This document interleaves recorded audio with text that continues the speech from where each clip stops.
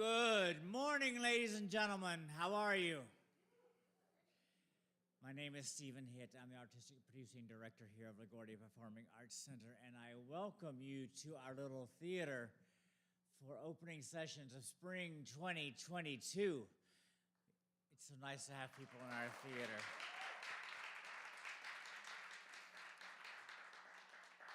It is so nice to have people in our theaters again. We were shut down for almost 600 days. But we're ready to go again. And to get us started for this fall session, I'd like to welcome to the stage our president, Mr. Kenneth Adams.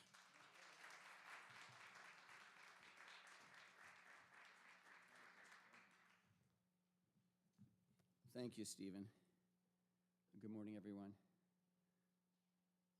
And thanks also to the great staff of the LaGuardia Performing Arts Center. They help out with all these events under Stephen's great leadership. And again, welcome to opening sessions for spring 2022. Yes, we're here in the Little Theater broadcasting live this morning. For those of you watching later on YouTube, you missed it. I want to thank Sally Brandenburg and Emily Hart. You'll see Emily later. Our two ASL interpreters for this event this morning. If I said Sally, I meant Sarah. Pardon me. Before we get started, I just want to take a moment to reflect on the horrific events that are happening as we speak in Ukraine. I kind of felt like I couldn't just go into this program today without taking a moment to think about that. You know, Ukraine is 7 hours ahead of New York time, so it's about 4:30 in the afternoon in, for example, Kyiv. Kyiv, by the way, the capital of Ukraine, has 3.8 million people. In that way, it reminds me of Brooklyn. It's just a little more populated than Brooklyn. And if you saw in the New York Times a picture yesterday of the people camping in the subway system there, I mean, it brought it home, right? 44 million people in Ukraine. And the horrors, the tragedy and the horrors, what's happening there right now, I don't have the words for it.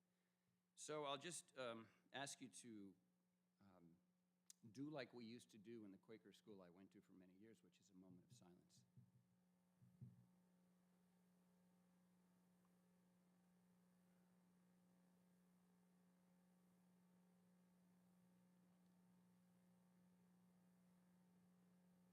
Thank you.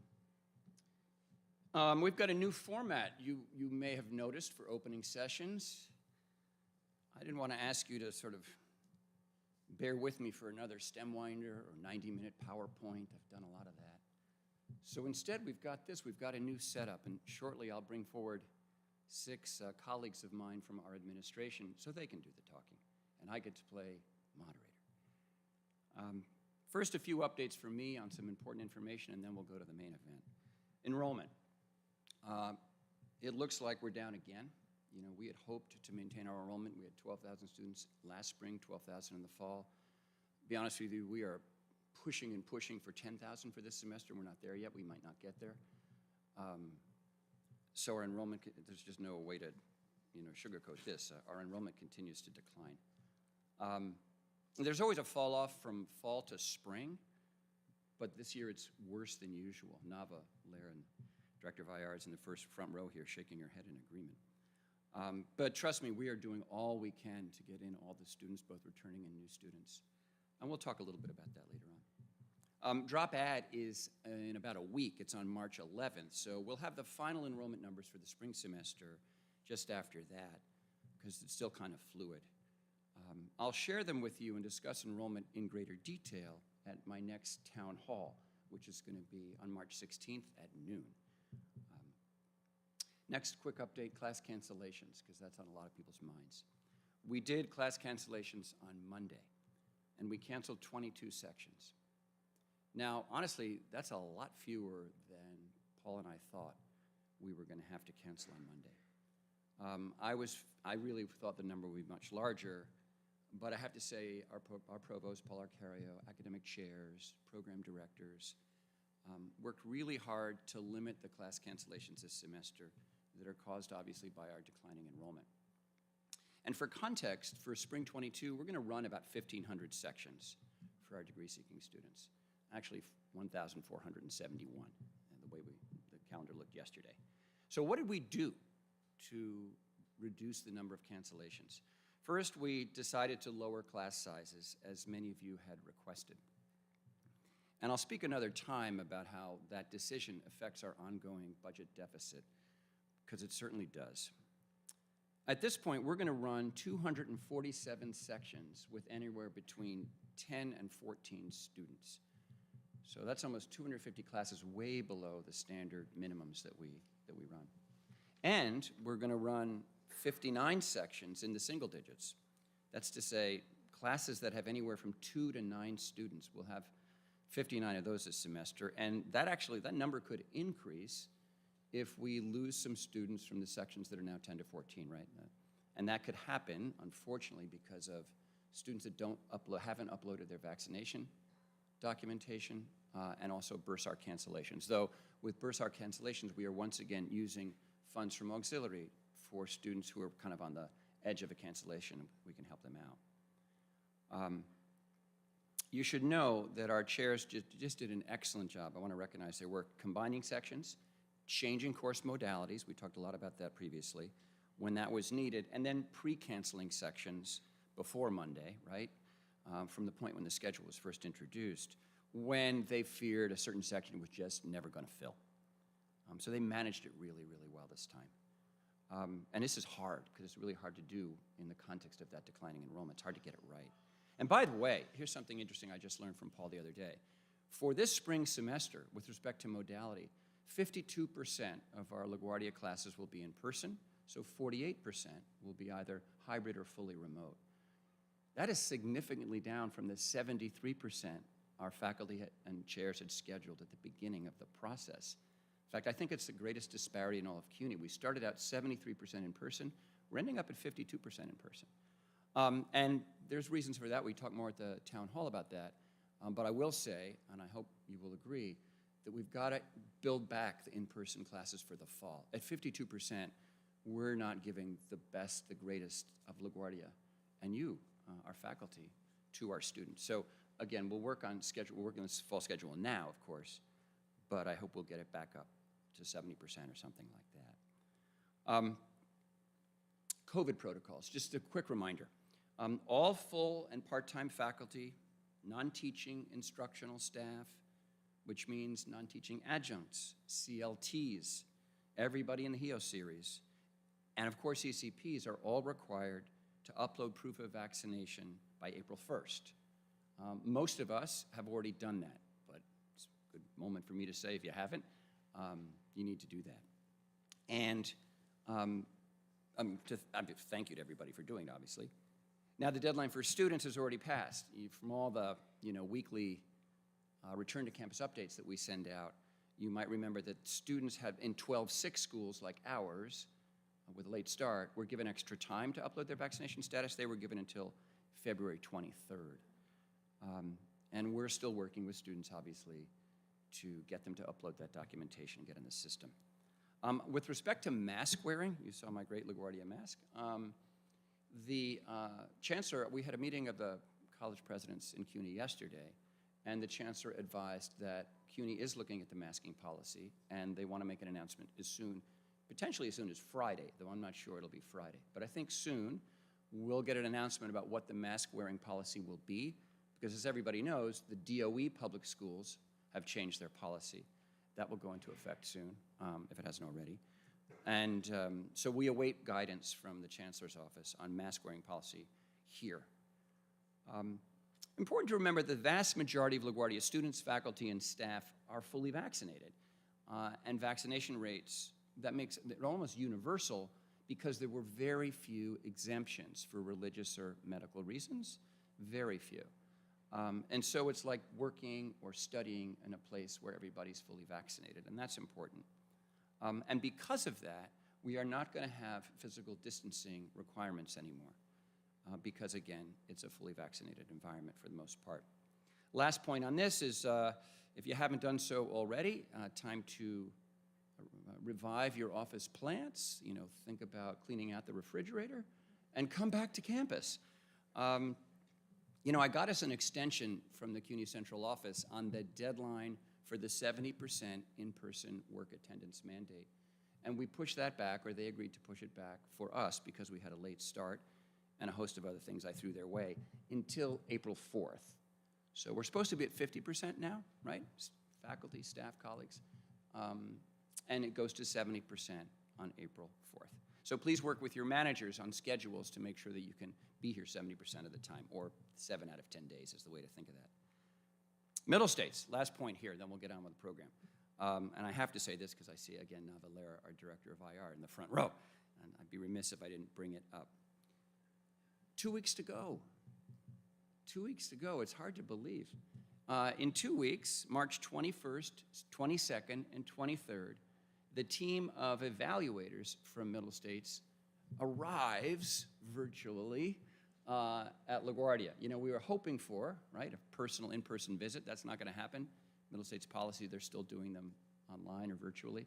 But those will be Monday, Tuesday, Wednesday, 2.5 days of intense Zoom meetings with many of you, where the evaluators compare, where they ask us all sorts of questions to really verify the findings in our self-study. I think you all know how it works, and thank you for your help. Big shout out, big thank you to Professors Reem Jafar and Justin Rogers Cooper. You've heard me thank them before, but for the last 2 years, yes. There's Reem. Reem is here. I didn't recognize Reem. She's got the mask on, as she should, but Reem's right there next to Nava. And they've done this incredible job for over 2 years preparing the self-study, turning it over to the evaluators, and now, again, in 2 weeks' time, the test is the moment of truth.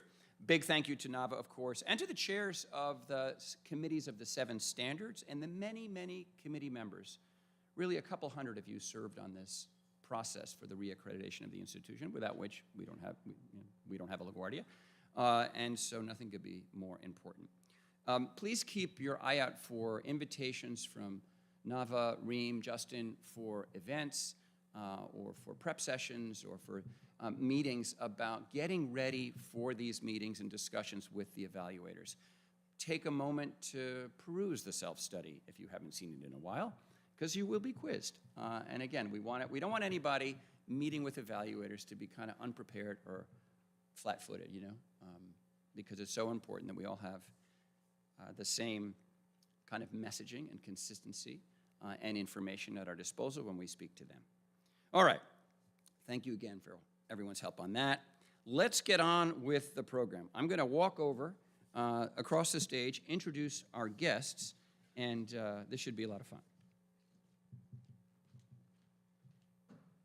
So, first up, onto the stage. Come on. First, Nayeli. This is Nayeli Valencia-Turen. I think you know Nayeli. Nayeli is a new chief of staff. Gail Bax-Jarrett, our interim associate dean for enrollment. Good morning, Gail. Stuck in traffic on the LIE, but she made it.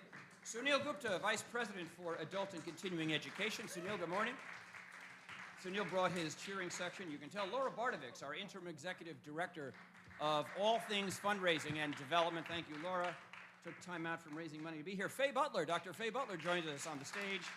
Our interim associate dean for student success. And last but certainly not least, our great friend, Provost Paul Arcario, senior vice president for academic affairs. Now, what we're going to do,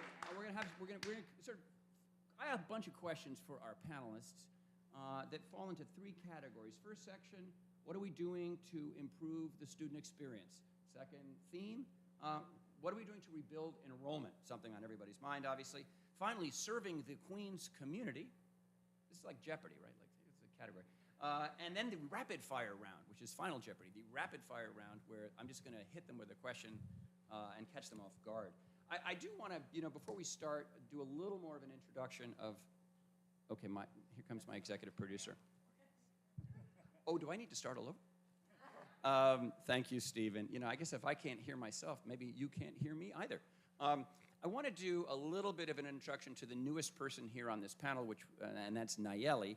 Again, new chief of staff to your president, and relatively new, I guess 4 months now, to LaGuardia. Nayeli comes to us with a lot of experience from around Queens.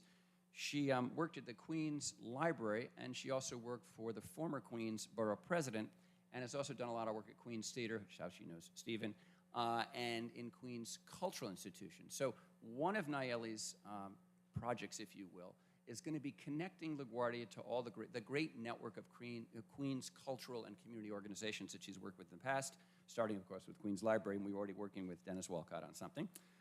You know, among other responsibilities, Nayeli is going to be in charge of projects that I kind of think up, but then never have the wherewithal to bring to life. You know, the sort of things that I think are really important in advancing key priorities, which I have outlined for you all in prior talks, and one of which, for example, is the new Centro de las Americas, our Hispanic Latinx center that we're building. She'll talk about that later, I think, if we can sneak in a question. But it's an example of a special project that I've really wanted us to do for a while, and many of you are involved in, but it needs leadership, and that falls to Nayeli, not to me. Great, let's jump in. Where are my questions? I have questions for you. Again, first bucket of questions, first theme, improving the student experience. Let's start with Faye. Dr. Butler, the pandemic has caused obviously a lot of stress and anxiety. What are we doing to meet the mental health needs of LaGuardia students? Good morning. Good morning. Good morning, everyone. So our Wellness Center has played a critical role at LaGuardia in supporting students with counseling services. Students have been counseled via telephone, via virtual, and in person. Now, before the pandemic, they averaged about 225 appointments per month. But since the pandemic, they've averaged about 318 appointments per month. So that's like a 29% increase. But what has helped the Wellness Center is that 7 additional counselors were added and through the CARES Act funding. So that's really been very important for us. And I also like to mention that recently, I've reconvened the Student Behavioral Intervention Team. This is very important for LaGuardia because what this team is a cross-campus team, and I'll be chairing, but what we plan on doing is assisting students when they have challenges or issues so that we don't do things that are punitive for the students. We want to support our students. So I wanted to share that with the LaGuardia community. And if anyone has any further questions about it, I'm more than happy to answer those later. All right, thanks, Faye. Gail, to you. Enrolling in CUNY, we know this from the student perspective, right? It can be complicated. So what's the greatest improvement in your view recently at LaGuardia in terms of improving that experience for students? Good morning, everyone. The most significant change we've made to improve student services is in enrollment services by providing a timely response to students. Last summer, students reported that they were waiting an average of about an hour to an hour and a half for services in our virtual offices. We added additional staff, and we were able to reduce that time frame to less than 30 minutes. So that has been the most significant improvement in enrollment services for the student experience. Super helpful, thanks. Paul, to you, can you think of initiatives, things you're working on that will improve students' academic experience? Yes, good morning, everyone. The one I'd like to talk about, which we're very excited about, is our Queens STEM Academy with Queens College. Folks may know that Queens College is the largest destination for our students in terms of transfer. 20% of our students who transfer go to Queens College. However, you look at the data of the top 6 colleges at CUNY that our students are transferring to. At Queens, they have the lowest GPA in their first semester there, and they have the second lowest retention rate. So there's a lot we need to do to support our students to go to Queens College. The STEM Academy, as you know, you and I went to Queens. We met with the new president. We said, let's do a STEM Academy, kind of based on the Criminal Justice Academy. We didn't exactly have to twist arms. They were very eager to do it. And I just want to, it's going to be a lot of connecting the faculty together, connecting the students so that they will feel they are in a 2+2 program when they start. And I want to do a shout out to, certainly to Eric, who took the lead Eric Hoffman, who took the lead in writing the grant, because we got a major Title III, I want to say 3.6 million. Eric, am I right? Something like that. And I also want to acknowledge the chair people of Natural Science and MEC, Abdel and Maria, for all the work that they're doing and all of the faculty. It's a very exciting program. It's really going to benefit our students. I'd like to mention one more thing. We all know that we converted to remote learning in March 2020 in about 1 week. And as we're emerging from the pandemic, we really need to take a look at what will online learning be like at this college in the future. And I just want to acknowledge the Senate. There's a working group led by Liz Clark and Sandra Say, and they're using the term intentional online learning. So what should it look like in the future? who should be taking online courses? What should they be? What is the best experience? And they're doing that work right now, and I believe they'll have a new set of policies or guidelines probably by next spring. So I think that's very important work for the future of the college. Great, thanks, Paul. I didn't tell you this, Paul, but in terms of our partnership with Queens College, and folks should know we have our graduation in person this June on the campus of Queens College. But I had dinner last night at a great Greek restaurant on Bell Boulevard in Bayside with Frank Wu, the president of Queens College. He's a terrific guy, and everything Frank and I can do to support that academy, the STEM Academy, 100%. Let's go to Sunil, check in with our ACE division. We're in the process of moving career development from student affairs, thank you, Faye, passing the baton, as it were, to Sunil in the ACE division. So where are we with that transition, and how do you think that's going to help our students? So, Kenneth, we just started moving the Career Services Center over to the ACE division within the last few weeks. And already we've been working with them to identify how the ACE division can provide deeper relationships with employer partners, which in turn would increase the number of paid internship opportunities and employment opportunities for our students. It's a wonderful connection and really makes a lot of sense. In addition to that, we've also identified early on that there's a need for a dedicated, thank you. Did I tell you that Director Stephen Hitt is really subtle when it comes to microphone placement? Sunil? So there really is a need within Career Services Center to have more staff support for paid internships and work-based learning, experiential learning, and we're working on filling that gap right now. I would like to share some exciting new employer partnerships that we've been able to bring on board. One is MTV, who is looking for our LaGuardia students for summer internships. The other is Weill Cornell Medical Center. And I'd like to share we're working on a new pilot with a national nonprofit organization called Year Up. And in this pilot, we're working with our business department to identify 40 students who will get experiential work-based learning paid internships this summer. Through Year Up. Yeah, it's a great organization. Fantastic. Lots of good things going on. Laura, pandemic certainly increased the need for scholarships, stipends, emergency financial assistance for our LaGuardia students. And last year, 2021, we set some pretty audacious fundraising goals. How's it going? What's happening? We set some spectacular goals. Stephen, I think that I'm trying to be very careful about my microphone placement here.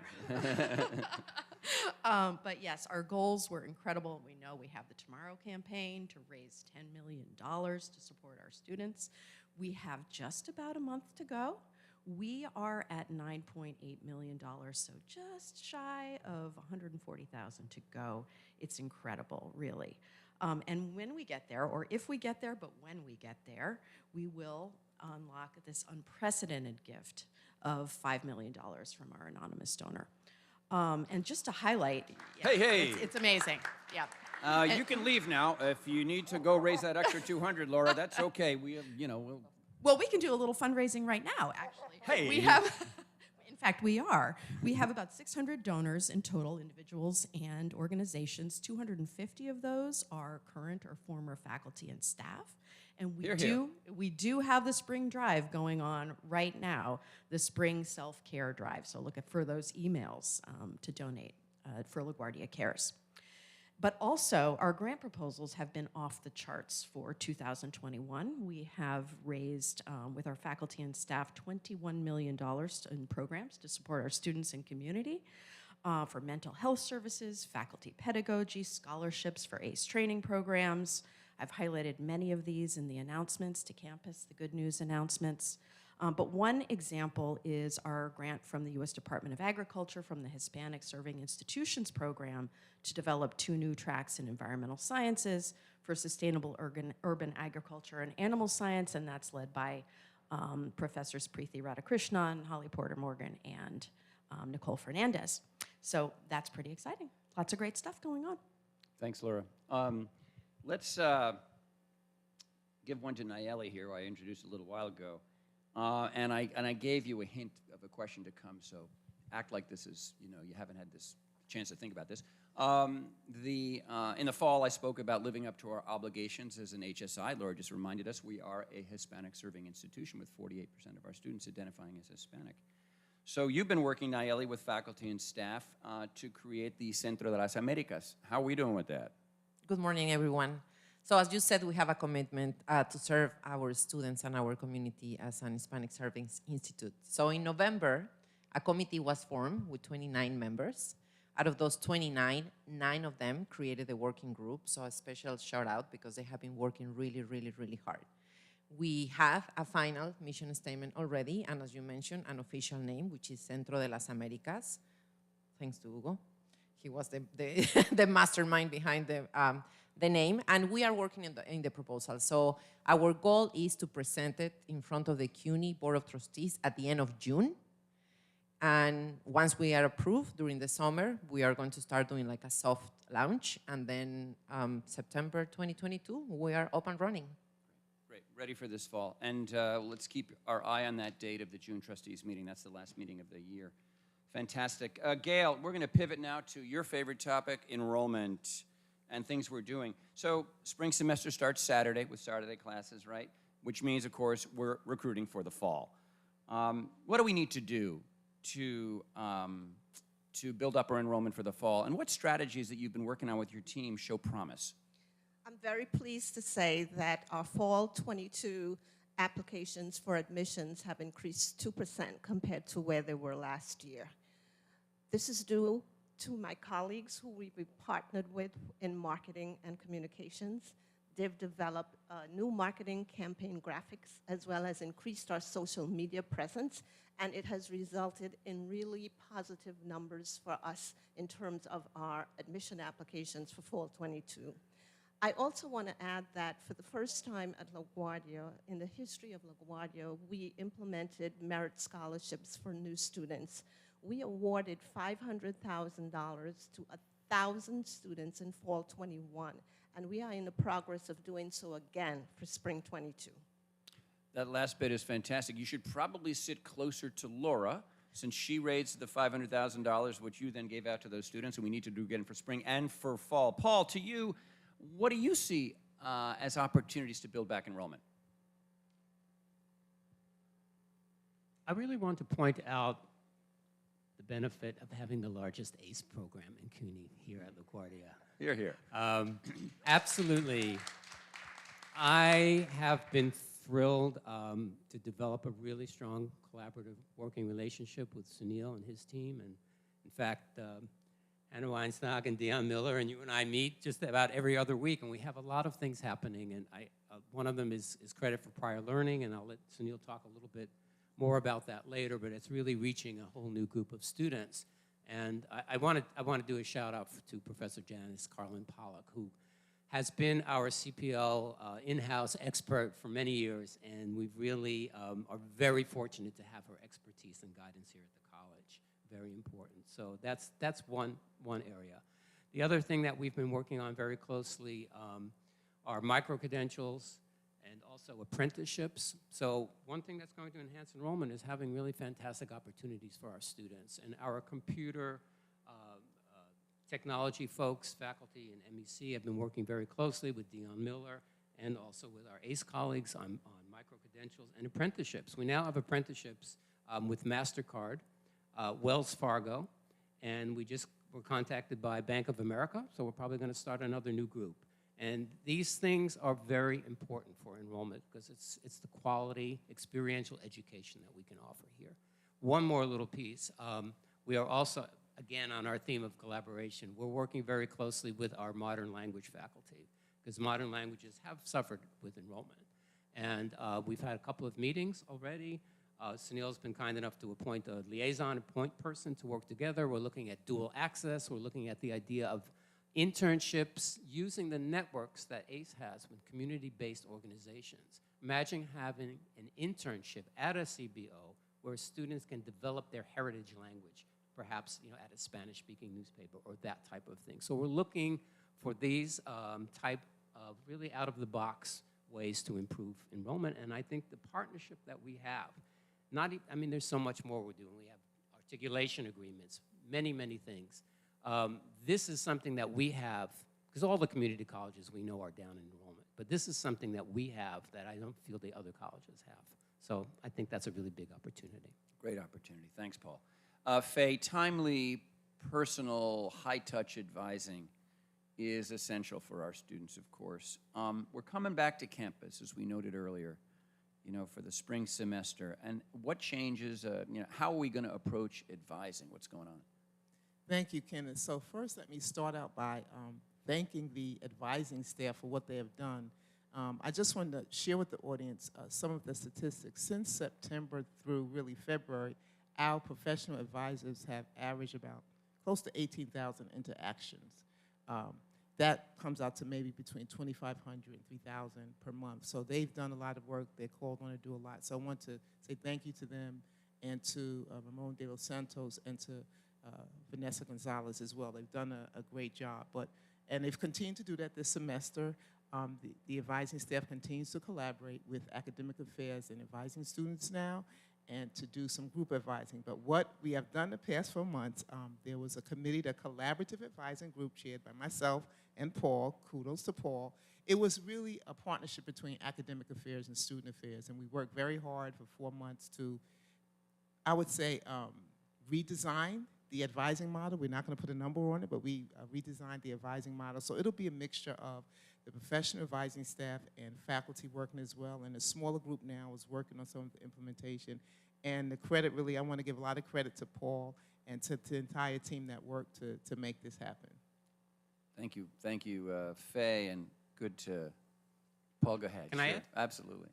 Yeah, it's been a wonderful partnership working together. And we had advising 2.0. We're not going to go to 2.5 or 2.0. Numbers get confusing. But this was a model that we basically kind of suspended during the pandemic. And we're going to bring back, we've looked at what worked. I mean, we had over 285 full-time faculty documented C2C and this type of thing. So we're going to go back and look at really what worked and what needs to be improved. So we're very excited, and it's really been a great partnership.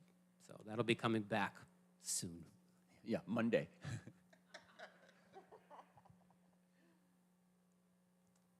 Faye, can we talk a little bit about athletics? Yes.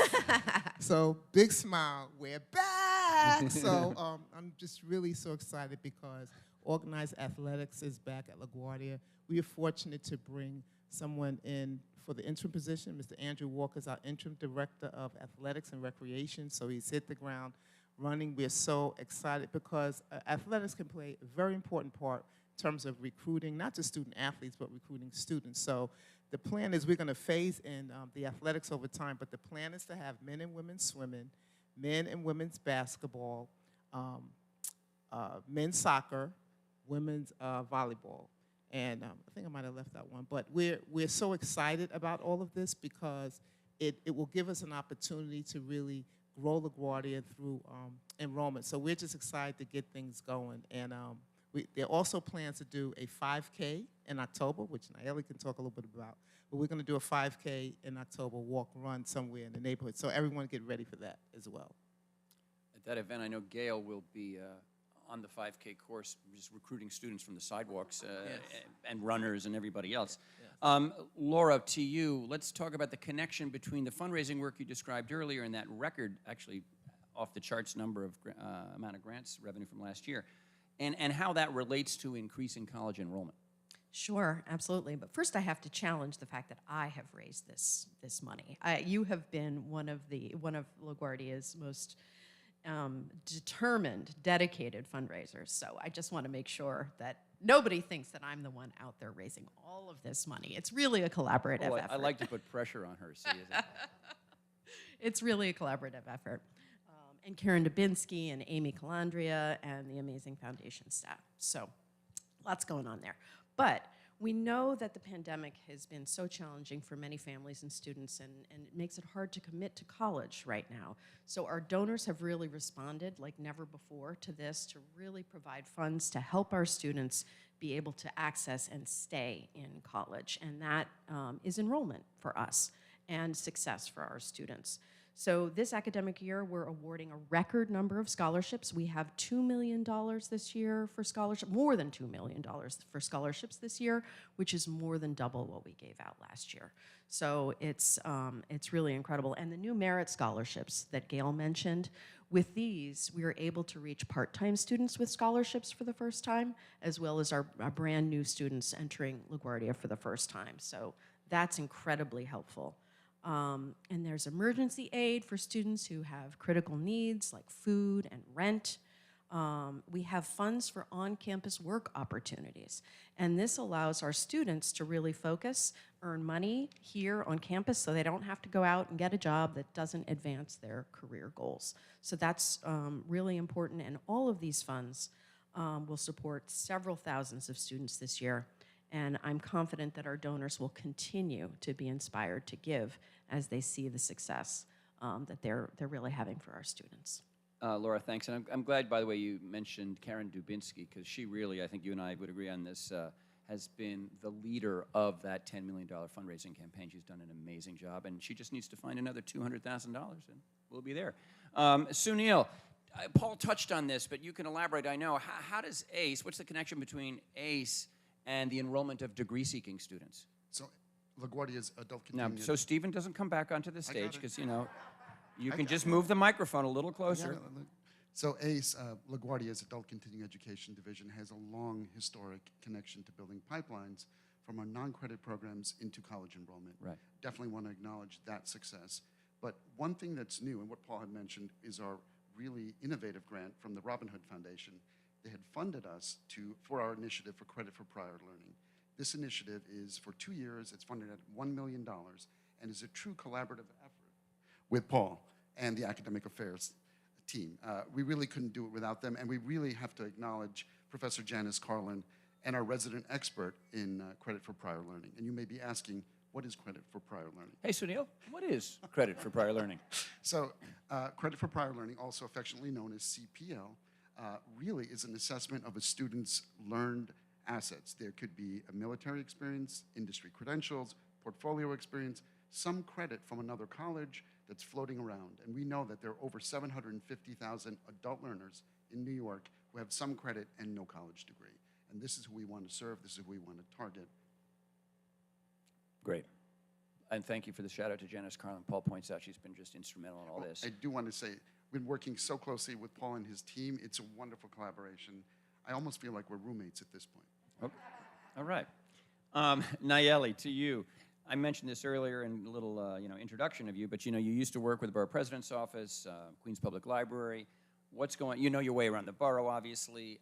What are you doing to connect us to the community out there? Well, one really fun and interesting project is the LaGuardia Greenway Pathway, which is on 29th Street between the parking lot and the C building. This effort has been led by the President's Society Environment, so by 3 faculty staff, students. A big shout out also because they have been working. So they created a vision to create a pedestrian plaza, right? We need for the community, for our students, but also for the LIC community, a place where you can sit down, eat lunch, study, have activities. So what has happened is we met with the Commissioner of Department of Transportation, thanks to you, but also the students met with other elected officials, with the community board, with the businesses around to present this vision. So the next steps are, there are going to be 2 pop plazas, which is going to be a test where we're going to show the community how is that we're going to be able to use these spaces. So the dates are April 6 and May 11. We're going to be full of activities from 12 to 5. It's the entire street is going to be closed. And once that happens, DOT is going to assess, and then hopefully they will let us know the next steps so we can create a permanent pedestrian plaza for the community and for us. Why don't we, for the benefit of our audience, both live and recorded, why don't we repeat the dates of those 2 pop events, Nayeli? Yes, April 6 and May 11. Mark your calendars, everybody. Sunil, back to you, my friend. ACE has a long history. We're in the community service part of the program, you might be able to tell. A long history of programming that really meets the needs of our neighbors all across Queens. Coming out of the pandemic, the needs are huge. So what's the latest from ACE with respect to that? So within the ACE division, there are so many programs that are involved in serving the community, over a dozen. I'm going to select one, which is our Teacher English Language Center, the TELC Center. This program in this area, led by the strong leadership of Liz Iannotti, who's in the audience. So did you pick and this her one team. because Liz is in the 3rd row? No. No, it's an amazing story. It's an amazing story. with Liz and her amazing team and the very talented adjunct faculty and staff that are involved in this, have been going gangbusters. They've been serving the community, reaching out, really performing tons of assessments and enrolling students at a faster rate than they have in a long time. And this is, they've actually doubled enrollment from where they were last year at this time. Last year, they were at 402 enrollments. This year, they've exceeded 800 to date, and they're still going. So, I mean, that's a 102% increase. It's quite tremendous, and really a testament to the hard work of the folks in Talc. So wait, say that again. Liz is in the audience. What's the actual number of students you have in ESL right now? 830. You're undercounting, my friend. But that's phenomenal. It's 225% greater than a year ago. So the TELC is really coming back strong, as are, I know, a lot of your workforce training programs supported by the ACE scholarships. Again, Laura, behind the scenes, they're raising money so we can offer, only college and CUNY that does this, scholarships to students in non-credit workforce training programs and pre-college programs. Yeah, Sunil, can I ask about the ACE scholarships, the new ones? Are they working? You cut me off again, didn't you? Sorry. Yeah. It's just, it was a segue. Okay. Sorry. Sure, they are phenomenal, and they really they function as a form of stimulus for our students. So many in our communities could not afford any of our non-credit training programs. As we all know, there's no Pell, no TAP, no financial aid for these programs, particularly during these times where it's critical for individuals to get skill upgrade training. It's such an effective way, and one of the first innovations for the ACE division at LaGuardia. None of the other schools in CUNY are doing this. In fact, I do have a student success story I'd love to share. One of our students, Nicholas Ortiz, recently, who came to LaGuardia's adult continuing education program, came in from the retail sector, so he was working in the retail business, registered for one of our programs in Electrical One. He completed the program successfully and is now a solar technician and is on his way to becoming a licensed union electrician, which is phenomenal, have a huge impact on his earning capacity and his future trajectory. I'm sorry, so did he get one of the ACE scholarships Nayeli was asking about? Great. Which covers 80% of the tuition. Right. 80% of the cost. That's a $1,500 program or something, right? That's It nice. is. Great story. Thank you. Hey, to Paul, our academic programs also lead to great connections across, with the community. What do you think? What are some examples of academic programs that are really important to the borough? It's so difficult to highlight and single out programs. So, because I know you're not going to give me an hour to do it, but I just want to. I would, but they won't. No one else will. But I really just want to emphasize that whoever I mentioned today and whatever programs I mentioned today are truly emblematic of the kind of work that's going on in every department around the entire college. A couple of things I think have been very important. We know the importance of healthcare coming out of the pandemic, and LaGuardia provides a huge number of healthcare workers for the city. We have the EMT program. We have our programs that are doing fantastically well. Nursing has 98% pass rate in the licensing exam. LPN is 100%. The other programs, OT, OTA, PTA, Vet Tech, they're all around 90% pass rate. So we have a very successful record here. I want to acknowledge all of those faculty. I want to thank Faith Armstrong, who's stepping up as our new nursing director, and I'm sure she'll keep those pass rates high as well. The other thing, one other program I'd like to mention, because I think it's very important, this is led by Thomas Cleary in the library and Tomonori Nagano in ELA, and that's a COVID-19 oral history project. It's a particular focus on the Asian community, and it's giving a voice. We're in the middle of history, and we're giving a voice to people who have really gone through a lot in the Queens community. So I'm very proud of that particular project, and I'll stop because I can keep going on and on. I know you can. We're running short of time, but those are two fantastic examples. Thank you, and thanks to the great faculty behind those projects that you just described. My friends, we're ready to wrap up with our rapid fire round. But first, how about a round of applause for our guests on their show tonight? Our panel here of experts. Here's what I want to know. Just tell me one thing. What are you most excited about for the new spring 22 semester? And who's going first, Nayeli? You going first? Yeah, I can start. Okay. So I think for me, it's taking down the community relationships that I have built through the time working in Queens with the borough president and Queens Public Library, and bring them to LaGuardia to create partnerships, like long partnerships, so they can take advantage of what we have to offer and vice versa. Great, I love it. Gail? I'm excited about working with a group of enrollment services staff members in recruitment, admissions, testing, student information centers, student financial services, student engagement. And they've been really amazing in terms of meeting the commitment of our students and serving their needs. I also want to add, I'm really excited about completing a search for an admissions director That'll help. who will help us to build our enrollment going forward. Great, great. Good things to look forward to. Sunil, what's on your, what's your number one? So I'm really excited for this year. We've got an amazing grant award from New York City Community Trust, $1.4 million. But what's special about this is we're focusing on 2 boroughs in New York City that were hit the hardest. The highest rate of unemployment, highest rate of underemployment in the Bronx and in Queens. We're working with our sister institution, Hostos Community College and LaGuardia Community College's ACE divisions. We're going to provide over 400 individuals with skills training, scholarships, and a variety of other best practice models in this. And I do want to give a shout out to Hannah Weinstock, who's a key part of this team and who's really making this happen. Very exciting. When's that going to get started? It already started. We've already Fantastic. done Great. intake. Great, great, great. Laura? Another challenge? 2 million? 20 million this time? No. Someone take the microphone away from Laura maybe Bartovich. not yet. Maybe She's not gonna yet. Get me in trouble. That's too soon, right? Actually, there are so many things, but some of the grants that are kicking off right now are really exciting, and one in particular is really important, critical right now. It's the mental health peer specialist training program that's happening over in ACE to really support our students, our community, because mental health support and services is really just such an important, critical thing right now as we're emerging from the pandemic. Mental health peers watching training. that unfold. Fantastic. Yep. That's a great project and important to get started. Faye? Students. You can't say athletics because you already answered that one.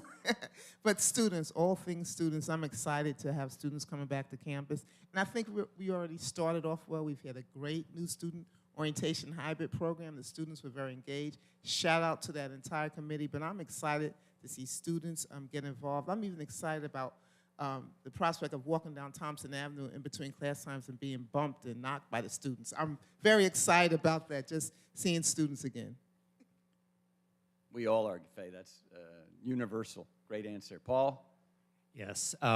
Laura just mentioned mental health, and Faye talked a little while ago about the increase in demand for Wellness Center. In fact, 81% of the students coming to the Wellness Center are coming for anxiety. We all know the level of anxiety and stress that we're living in. So what I'm excited about is I'm working with a group of faculty and staff to introduce a large-scale mindfulness program at the college. We're working on a grant funding right now, and hopefully we'll get that. And I think it's something that's very important, needed for our students. And by the way, many faculty and staff have said to me, you could do it for us too. We'd like to engage that. So I'm really excited about that. It's really exciting. Hope you can get it started as soon as possible.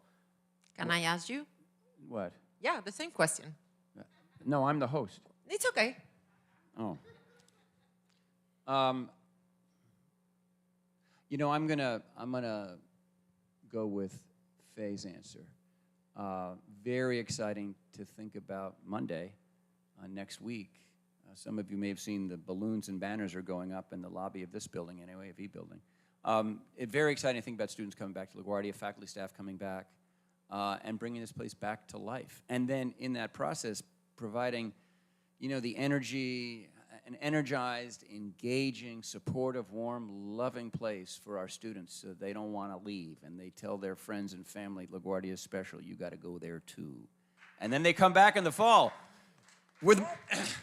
So yeah, that's what I'm excited about. Look, we got to wrap this up. Thanks, everybody. Thanks to everyone here in our live studio audience for joining us. Big thank you to Sarah Brandenburg and Emily Hart, our American Sign Language interpreters, for their work today. We don't make it easy because some of this stuff is, well, they know how to do this. It's very spontaneous. Thanks especially to the team here at the Little Theater, the big theater next door. That's Stephen Hitt and the gang. And, of course, to Robert Jaffe, Gina Taraskevich, Caridad Munoz, and the great team of our communications professionals that bring all of this to you live, recorded, and on social media. Have a great day, everybody, and a great spring semester. Thank you.